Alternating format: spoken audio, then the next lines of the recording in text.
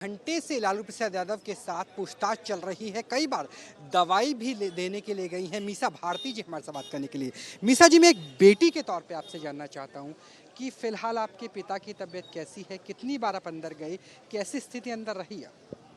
देखिए, मुझे एक बार अंदर जाने की इजाज़त दी गई थी जब उनको दवा देनी थी। मैं दवा देके उस समय आ गई थी। उसके बाद खाना भी हम लोगों ने भिजवा दिया था, हमें अंदर जाने की अनुमति नहीं मिली। और उसके बाद से हमें कोई जानकारी नहीं है, कोई बात करने को ईडी के कोई अफ़सर या कोई भी बात करने को तैयार नहीं है। कोई भी ये मैसेज भी नहीं भिजवा रहा है कि मतलब अंदर ठीक है या उनको कोई ज़रूरत है। तो इसलिए और आप देख रहे हैं कि यहाँ बाहर किस तरह से राष्ट्रीय जनता दल परिवार के सारे सदस्य यहाँ बैठे हुए हैं, अपने अभिभावक का इंतज़ार कर रहे हैं कि कब वो बाहर आएंगे और अपनी बातों को अपने परिवार के साथ, अपने राष्ट्रीय जनता दल पार्टी के लोगों के साथ, बिहार की जनता के साथ और ख़ास तौर पे मीडिया के साथ वो कैसे साझा करते हैं। तो सब लोग इसी का इंतज़ार कर रहे हैं। आरजेडी के कार्यकर्ताओं को देखते हुए पैरामिलिट्री फोर्सेस को भी यहाँ पे तैनात किया गया है। किस तरीके से आप सेंट्रल गवर्नमेंट की पॉलिसी को देख रहे हैं? क्योंकि हेमंत सोरेन के लिए भी ईडी की एक टीम दिल्ली पहुंची थी, हालांकि वो नहीं मिले थे। बिहार और झारखंड दोनों के लिए देखिए, मैंने कहा कि लगता है हमारे देश के प्रधानमंत्री नरेंद्र मोदी जी बहुत डरे हुए हैं।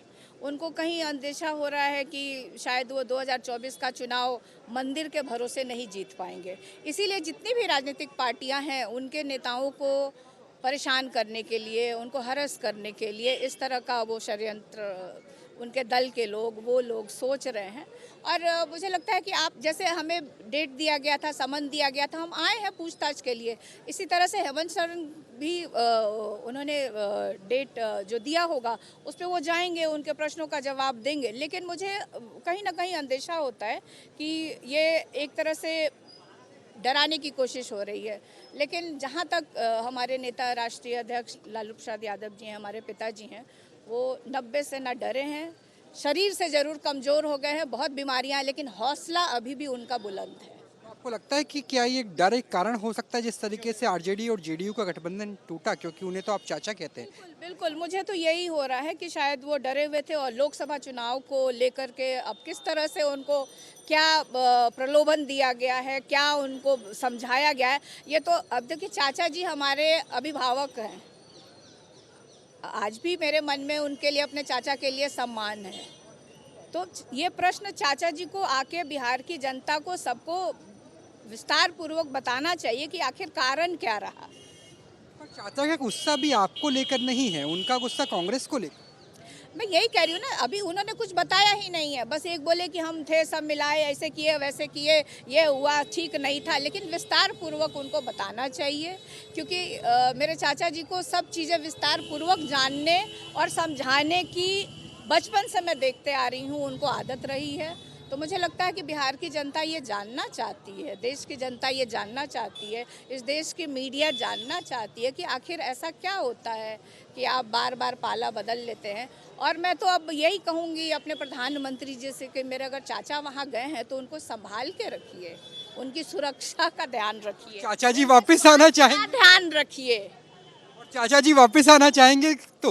क्योंकि आपने कहा कि वो पाला बदलते रहते हैं। चाचा जी, अगर चाचा जी मैं कह रही हूँ तो परिवार के तहत पे वो मुझे अपनी अगर भतीजी मांगते हैं तो मेरे घर में उनका कभी भी स्वागत है, चाहे वो गठबंधन हैं, कैसे भी रहें। लेकिन जो आप राजनीतिक सवाल जो पूछ रहे हैं, ये तो हमारा दल, हमारे नेता ये बैठ करके तय करेंगे उस पर। एक अंतिम सवाल, राहुल गांधी की यात्रा बिहार पहुंच गई है। लगता है कि 2024 का सफर कितना मुश्किल रहेगा, किस तरीके से आप समर्थन दें? देखिए, विपक्ष के लिए मैं यही कह रही हूँ ना कि जो लोग अभी सत्ता में हैं, तो वो डराने की कोशिश कर रहे हैं। ये सब जो ये हो रहा है, चाहे बिहार में हो रहा हो, चाहे झारखंड में हुआ, मध्य प्रदेश महाराष्ट्र में क्या हुआ, बंगाल में क्या करने की कोशिश हो रही है। तो जितने लोग विपक्ष में हैं, उनको ये डराने की कोशिश हो रही है। वो तरह तरह के हथकंडे अपना रही है, एजेंसियों को कर रही है। तो बट इससे मुझे नहीं लगता है कि डरने वाले हैं। और मुझे एक लगता है कि हर एक चीज़ का एक लिमिट होता है, और ये कहीं ना कहीं मोदी जी ये इसको अब क्रॉस क्रॉस कर जाएगी तो देश की जनता इसको बहुत अच्छे से देख रही है कि किस तरह से देश में माहौल बनाया जा रहा है। विकास का कोई कार्य नहीं हो रहा है, बेरोजगारी चरम सीमा पे है, महंगाई चरम सीमा पे है। सिर्फ एक हिंदू मुस्लिम करके मंदिर करके ये नहीं होगा।